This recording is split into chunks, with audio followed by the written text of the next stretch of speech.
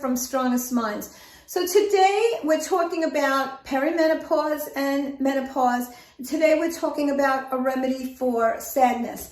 As a practitioner, I'm not allowed to use the word depression, but that is what I am relating to. So this remedy is the #1 remedy for hormonal sadness with Australian bush flower essences, and it's a very good remedy.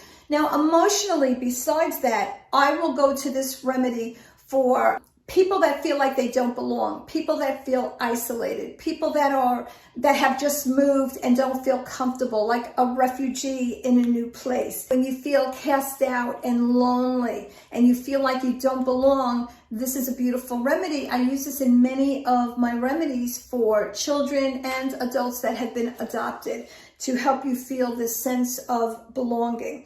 So that's what I use it for as far as emotionally, but I also use this remedy with many women in perimenopause and menopause. This is a beautiful remedy for isolation and loneliness, where there is a lack of connection or a feeling of sense of belonging to anything, family, workplace, country.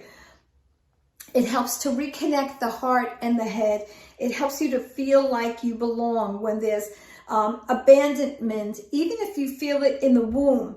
When you feel like you don't belong, lacking a sense of home, this is a beautiful remedy, and it's the #1 remedy for hormonal depression with Australian bush flower essences. I hope this helped. Please don't forget to subscribe, like the video. Please share it on your Facebook channel so we can help women, our tribe, all over the world. Take care, my friends. Amy D. Cohen, Strongest Minds.